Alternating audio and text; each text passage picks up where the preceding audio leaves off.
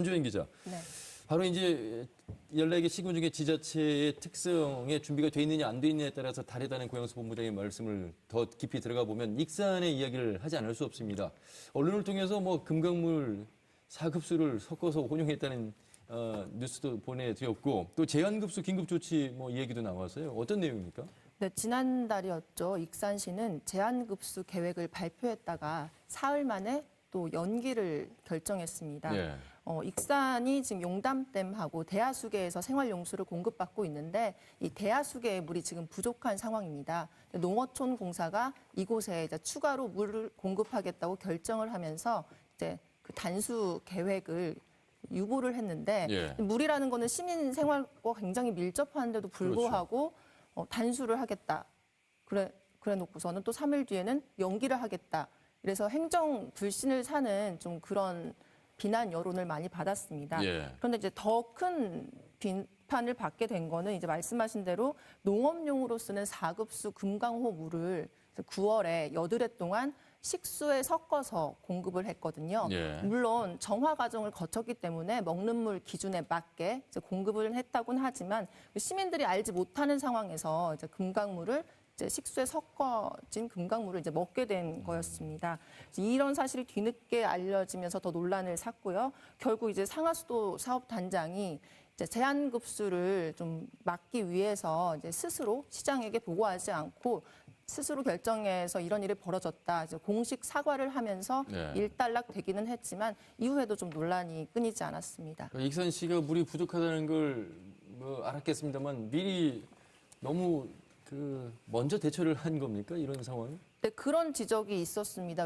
왜냐하면 상황적으로 봤을 때 이제 좀 그렇게 제한급수에 들어갈 만큼 긴급한 상황은 아니었다는 게 이제 그 뒤에 분석이었거든요. 예. 익산시가 제한급수 계획을 발표한 날 이제 전라북도도 생활용수 공급에 대해서 이제 그 진단을 했는데 그 결과를 보면 14개 시군 가운데 한 곳도 당장 제한급수가 필요한 곳은 없다는 결론이었거든요. 네. 전라북도 입장에서는 익산시의 조치가 좀 과하다, 좀 납득하기가 어렵다 이런 입장을 보였습니다. 네. 근데 이제 이런 상황에서 또 익산시가 한 가지 또 추진하고 있는 게 이제 광역상수도 전환이거든요. 용담댐 물을 100% 이제 받겠다. 네. 그래서 추진을 하고 있는데 이제 수돗물값 인상 문제 뭐 이런 것 때문에 시의회에서 반대를 하고 있는 상황입니다. 네. 그 상황에서 이제 익산시는 이제 의회 동의를 거치지 않고서라도 이거를 꼭 추진을 하겠다라는 의사를 이제 전 시장이 밝혀서 좀 의회와 지속적인 갈등을 빚기도 했거든요. 네. 그래서 이 물 부족으로 인한 뭐 제한 급수 조치 또 그거에 대한 적정성 문제가 익산에서 이번에 불거졌죠. 예. 고영수 본부장님께서 바로 이제 물을 담는 그릇에 따라서 차이가 있을 수 있다 이런 말씀하셨는데 네. 지금 익산의 경우는 대하수계 용담댐 이게 지금 이원화가 되어 있는 거세요? 그렇습니다. 예, 그렇기 때문에 문제가 좀 된 것 같고요. 네. 예. 익산에서 문제되는 것은 아까 우리 황 회장님께서도 말씀을 하셨는데요. 뭐 일부 중복되는 말이 있을 수가 있는데 이 그림으로 보면서 지금 익산시의 수돗물 현황을 갖다가 말씀드리겠습니다. 네.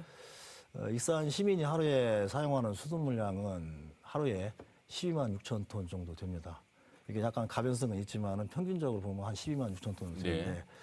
이 중에서 그 용담댐을 수원으로 하는 그 광역상수도 수수량이 40% 정도인 5만 톤 정도가 됩니다. 네.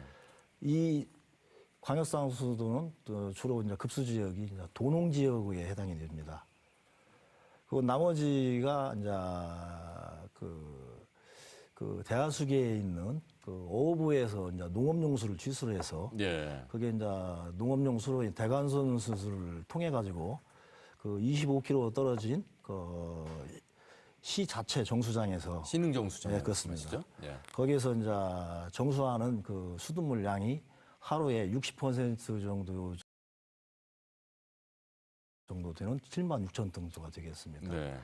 결과적으로 이 그림에서 본다면 아까 우리 사회자님께서 말씀하신 것 같이 익산시는 이게 도농지역, 도심지역.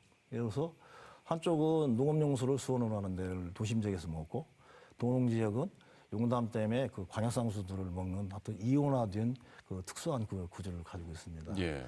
그러면 왜 지난달 그 10월 달에 아까 한 기자님께서 말씀하신 그 뭐죠? 그게 금- 갈등 문제. 예, 금강호의 농업용수 금강호 사급수를 뭐. 섞어서 혼용해서 예. 그런 그다음에 뭐 제한급수 문제가 네. 왜 나왔는가를 한번 생각해봤습니다. 결과적으로 말해서 아까 강 국장님께서도 말씀하신 것 같이 지금 현재 그 시 자체의 그 수원인 그 대하수계에 그 농업용을 취수하는 곳이 어업이라는 데가 있습니다. 예. 그 어업의 그 농업용 취수가 그 하는 취수량하고 그 다음에 그 시 자체 정수자량에서 수돗물 생산한 양하고 그런 이제 상관적인 것이 그 영향으로 해가지고 그러한 그 물 분쟁 그런 문제가 그 발생하지 않았나 그렇게 생각이 됩니다. 본부장님, 예. 농업용수의 담당 부처는 농어촌공사죠? 그렇습니다. 수자원공사는 국토교통부입니다. 국토교통부죠. 이게 지금 다르다는 얘기잖아요. 네, 그렇습니다. 예. 예. 그러니까 이원화돼 있기 때문에 익산시는 이곳에서 이제 이 해답을 찾아야 되는데 바로 이제 그것이 광역 상수도를 도입하는 일이어서 네. 전 박형철 시장과 이제 갈등을 빚었던 내용이 이 내용인데 박상훈 교수님, 그 익산이 이제 이렇게 가는 방향이 맞습니까? 광역화로 가는 것이 어떻게 봐야 됩니까? 글쎄요. 저 개인적인 생각이지만요. 예. 예, 지금까지 왜 이 문제가 미해결로 지금까지 남아 있는지 저는 상당히 좀 의아하게 생각하고 있습니다. 예. 예를 들어서 익산시 같은 경우에는 용담댐 준공 이전에는 물이 부족해서 할 수 없이 농업용수를 정수해서 상수도로 공급해 왔지만 네. 2001년 용담댐 준공 이후에는 사정이 아주 바뀌었다고 할 수 있습니다.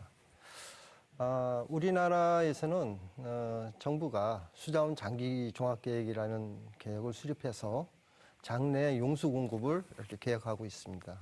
일례로서 우리 지역 같으면 용담댐을 준공할 시에 익산시 배분량으로 15만 톤을 계획을 했습니다. 예. 그리고 현재 그거의 약 3분의 1 정도를 익산 광역 상수도로 지금 공급하고 있고 따라서 나머지 3분의 2가 아직 익산시로 공급할 수 있는 여유 분량이 지금 확보되어 있는 그런 상태입니다. 그렇습니까? 예.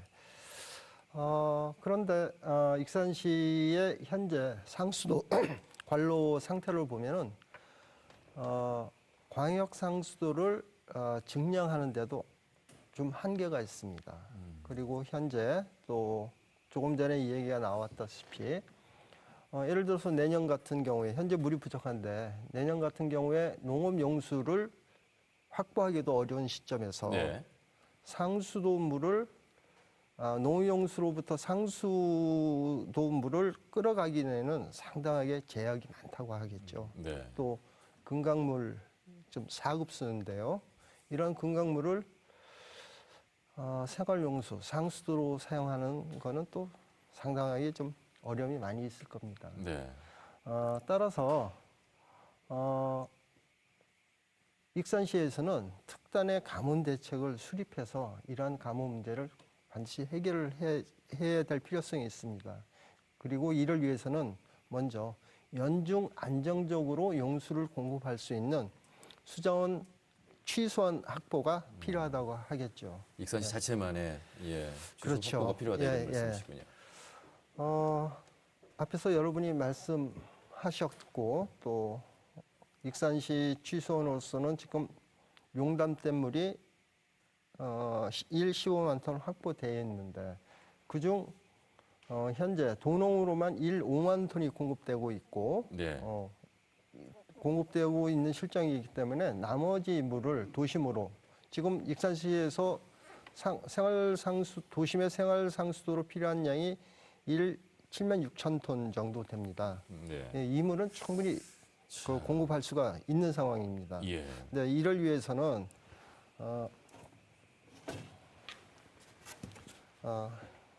위해서는 지금 현재 이와 같이 지금 그 전주권 광역 상수도에서 팔봉 배수지로 가는 그 광역 상수도 관로가 있습니다. 그런데 그 분기점에서 신흥 배수지까지 약 3.5km가 되는데요. 네. 예. 이 연결 송수관을 건설하면은